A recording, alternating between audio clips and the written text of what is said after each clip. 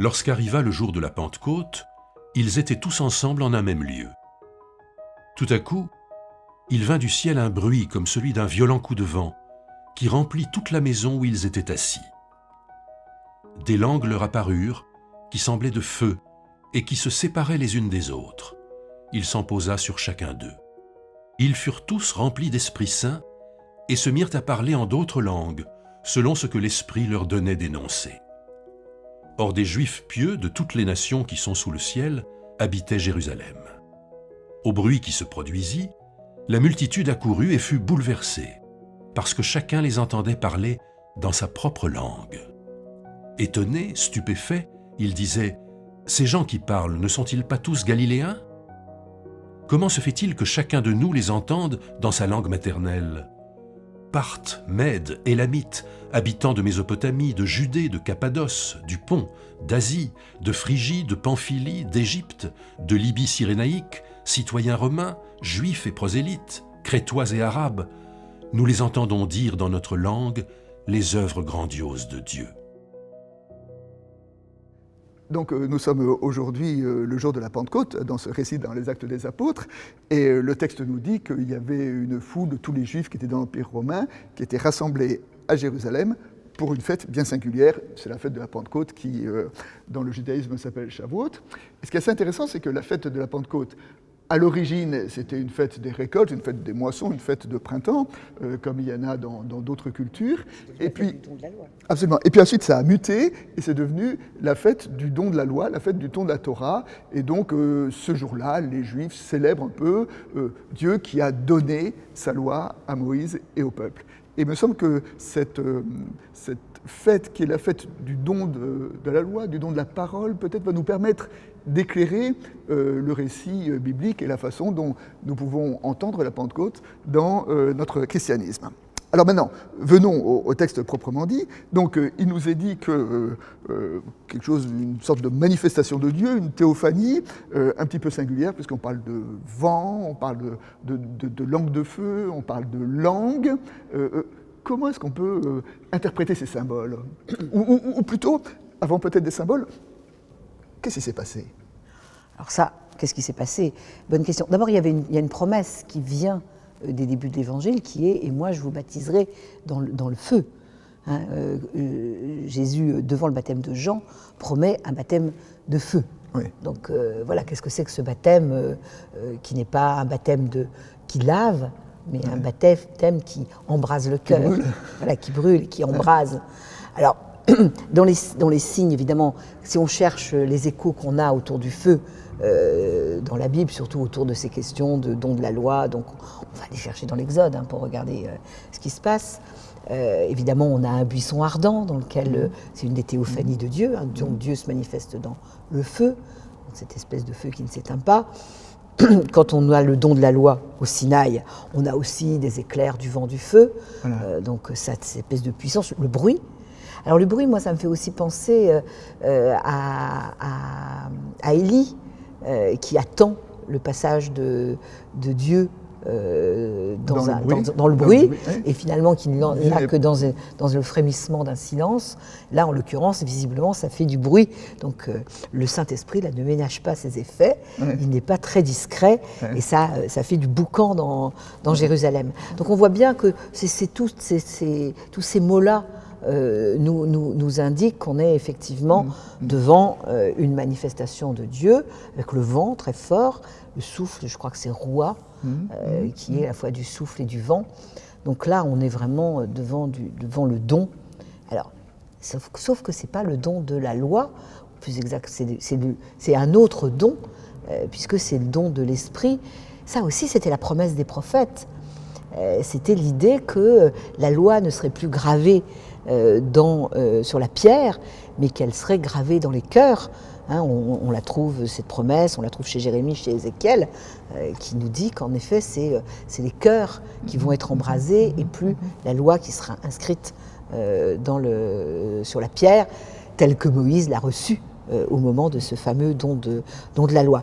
Donc là, de nouveau, notre grand écrivain, Luc, accumule les signaux pour nous dire que là, on est en train de basculer sur quelque chose de nouveau.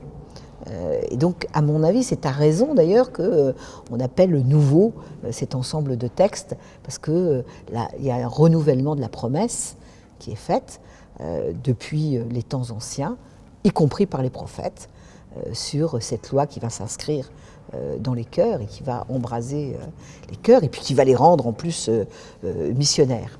Alors, voilà, oui, pardon. Voilà. Je termine en disant, en revanche, il y a un signe qui n'appartient pas à ce monde de Dieu, de l'épiphanie de Dieu sur la montagne, c'est le don des langues. Les langues. Voilà. Et là, ça nous emmène plutôt encore dans les récits primitifs de la Bible, puisqu'évidemment, ça va nous évoquer immédiatement le méli-mélo des langues à Babel. Alors, on reviendra à Babel tout à l'heure, mais d'abord, je trouve que ce qui est important dans ce que vous dites, c'est ça, c'est à la fois cette référence à l'épiphanie du Sinaï, hein, vous avez évoqué le vent, le feu, le bruit, et donc, il sorte comme si Luc voulait nous inscrire dans cette tradition-là, mais pour opérer un dépassement, hein, il y a à la fois un renouvellement et un dépassement de ce qui s'est passé au Sinaï, et puis quand même, souvenons-nous qu'au Sinaï, le don de la loi, c'est quand même un événement massif pour le judaïsme. C'est presque l'événement le plus important du Premier Testament.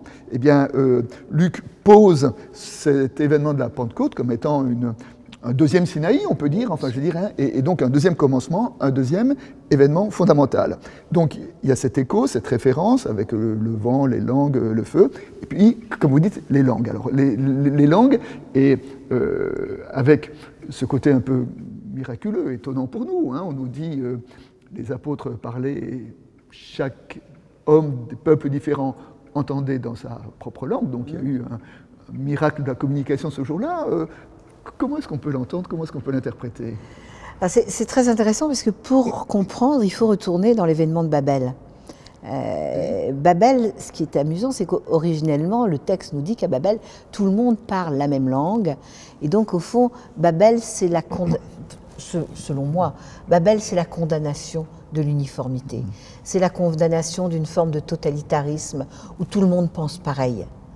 Et au fond, ce que Dieu n'aime pas dans l'affaire de Babel, c'est cette espèce d'alignement de tout le monde en ordre de marche, avec une seule obsession, faire monter la tour. Et au fond, les briques qui s'accumulent transforment les hommes eux-mêmes en briques, tous identiques. Ce qui est intéressant dans la Pentecôte, c'est que ça n'est pas une langue commune qu'ils ont, mais une intelligence commune, puisque ça n'est pas une sorte de volapük que parleraient les apôtres et que chacun comprendrait, mais c'est bien, ils parlent et chacun les entend dans sa propre langue.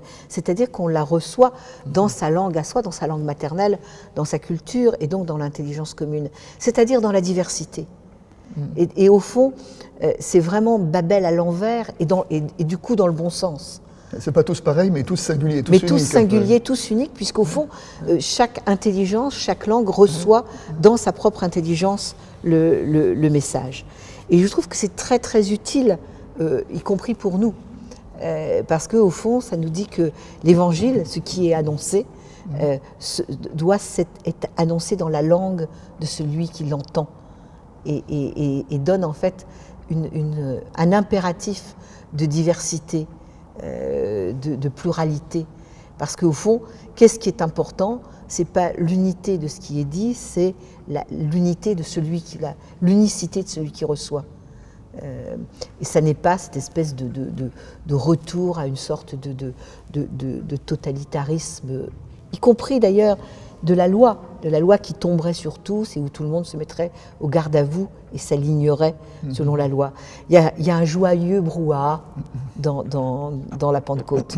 Hein, ça fait du bruit. Ça... Oui. D'ailleurs, le dernier verset que nous n'avons pas lu dit les gens se disent qu'est-ce qui se passe?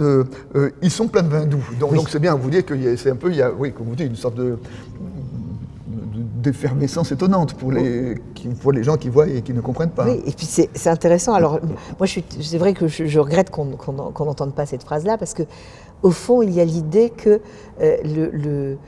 la prodigalité de Dieu met en état d'ivresse. Et finalement, on a tous un peu l'idée que notre rapport à Dieu doit être marqué par une forme de sagesse, de restriction. On disait aux enfants, il faut être bien sage pour ne pas faire de peine au bon Dieu. Et bien là, ils sont pas sages. Il y a presque quelque chose de carnavalesque, et au point qu'en fait, on les soupçonne d'être pleins de vin, alors que c'est l'esprit qui leur donne cette ivresse divine. Voilà, moi, ça me fait vraiment rêver. Je trouve que ce texte est magnifiquement écrit. Vous avez dit tout à l'heure que ce texte nous donne le devoir, l'impératif de parler la langue des personnes auxquelles on s'adresse. Mais maintenant, je dirais que c'est aussi un peu le travail de l'esprit, là, parce que les apôtres y parlaient, et puis c'est l'esprit qui fait que chacun entend dans sa langue maternelle. Et moi, j'aime bien le concept de langue maternelle, disant que la langue maternelle, étymologiquement, c'est quoi ? C'est la langue que parlait ma maman. C'est la langue dans laquelle j'ai été appelé. C'est la langue dans laquelle je sais que je m'appelle Antoine, en français. C'est la langue dans laquelle j'ai appris à analyser le monde qui m'entoure. J'ai appris qu'est-ce qui est gentil, qu'est-ce qui n'est pas gentil, qu'est-ce qui est beau, qu'est-ce qui est laid, comment nommer les gens, comment nommer les choses. Donc c'est aussi la langue qui m'a permis d'organiser le monde dans lequel je suis. Et il me semble que dans ce texte-là, entendre la parole de l'Évangile dans la langue maternelle, c'est entendre la langue de l'Évangile, je veux dire, comme si c'était ma maman qui le disait, donc qui vient toucher au plus intime de la personne. Et d'ailleurs, pour moi, le vrai miracle de la Pentecôte, et là, quand on lit la suite du chapitre, pour moi, le vrai miracle de la Pentecôte, c'est pas tellement qu'il y a eu un mélange des langues et tout ça. Le vrai miracle de la Pentecôte, c'est que sur une simple prédication de Pierre, disant simplement aux Juifs qui étaient là, le Messie que vous attendez, je vais vous dire qui c'est Jésus de Nazareth, 3000 personnes se sont converties. C'est-à-dire que 3000 personnes, tout à coup, ont entendu cette parole comme étant une parole qui était dite à eux tout seuls, qui était dite comme si c'était leur maman, quoi. Oui, c'est ça. Ce qui est intéressant, c'est effectivement que chacun reçoit cette parole pour soi. Je la reçois pour moi-même. Et c'est pour ça que je parle de l'unicité. C'est-à-dire que ça rejoint chacun dans son propre, ce que vous dites dans cette langue maternelle, dans ce qui est mon propre. Au fond, je n'ai pas besoin de me transformer pour entendre. Dire, je suis rejoint dans ce que je suis profondément. Et on a toujours cette idée qu'il faut qu'on fasse des efforts et qu'on se transforme nous-mêmes pour être à la hauteur de la parole de Dieu. Et là, au fond, qu'est-ce que nous dit la Pentecôte ? C'est que c'est l'Esprit qui fait le travail et qui nous rejoint dans le propre de ce que nous sommes. Et j'ai un vieil ami qui était un grand spirituel qui disait qu'une des grandes fautes que nous commettons, c'est toujours la faute de Babel, c'est de croire qu'il faut qu'on s'élève vers Dieu.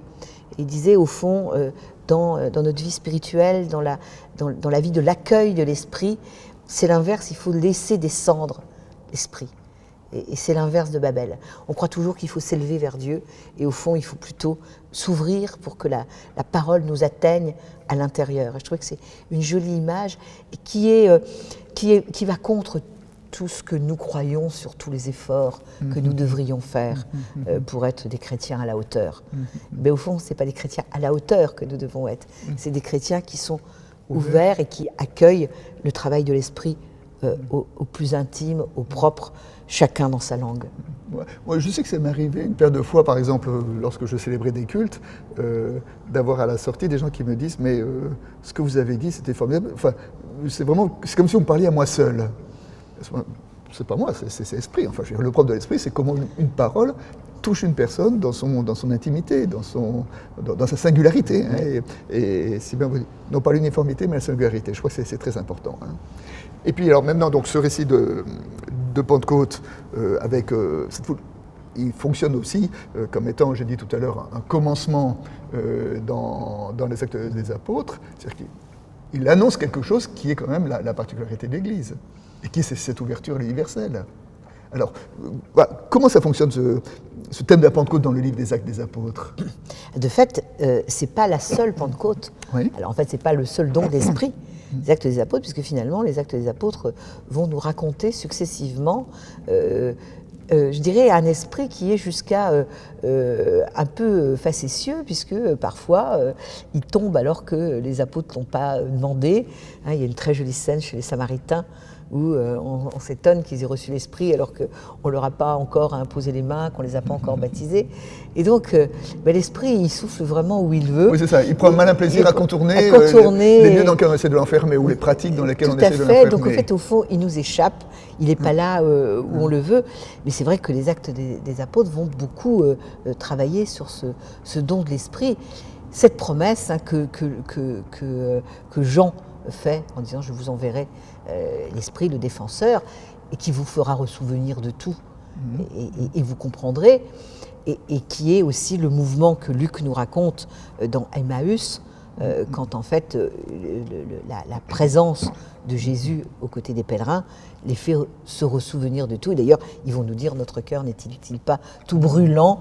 Et là, on a déjà une indication finalement de cette espèce de feu intérieur, d'esprit, qui va faire travailler les choses intimement. Alors évidemment, c'est magnifiquement raconté, la structure du récit est très belle, puisque la mort et la résurrection de Jésus sont lues symétriquement à la Pâque, et, enfin, dans ce parallèle à la Pâque, et que 50 jours plus tard, on a, comme le don de la loi, le don de l'Esprit, qui en fait, au fond, accomplissent. C'est là où c'est très intéressant, parce qu'on voit bien finalement comment les évangélistes ont écrit ces textes avec une grande subtilité pour nous montrer qu'il s'agit bien d'un accomplissement et pas d'une rupture. Et que trop souvent dans l'histoire, on a considéré que ce christianisme naissant était en rupture avec le judaïsme, alors qu'il l'accomplit. Alors Paul aura des... Il l'accomplit, il le dépasse. Il l'accomplit, il le dépasse, voilà. Mais au fond, il est dans l'accomplissement de quelque chose qui est annoncé et qui doit venir, qui n'éteint pas la loi, mais qui l'accomplit. Et au fond, ce questionnement traverse tout l'Évangile et au-delà, jusque dans les actes des apôtres. Voilà. Et puis le thème de l'esprit et la singularité des actes des apôtres, c'est que voilà, c'est cette ouverture à l'ensemble de l'Empire romain, et que les actes des apôtres commencent à Jérusalem et se terminent à Rome. Hein. C'est-à-dire que vraiment, ce qui singularise l'Église, c'est cette ouverture à l'universel. Ouais. Et cette ouverture à l'universel, elle est déjà là dans ce commencement. Dans cette très belle liste qui fait toujours rêver. Moi, je dois dire que j'ai des grands souvenirs enfants des dimanches de Pentecôte où j'éprouvais une sorte de jubilation à entendre cet énoncé de peuple. Tous ces noms-là, les Élamites, ceux de Phrygie, de Pamphylie, etc. Je trouve ça totalement poétique et très beau, finalement, de donner tous ces noms des peuples qui, aujourd'hui, nous sont étrangers, mais qui, en fait, donnent cette vision d'une ampleur de tous les peuples de la terre, qui, finalement, sont là à Jérusalem, et l'Esprit va porter, finalement, les disciples jusque plus loin encore que tous ces peuples. Et ben voilà, nous avons besoin d'entendre que la Pentecôte, c'est aussi une jubilation.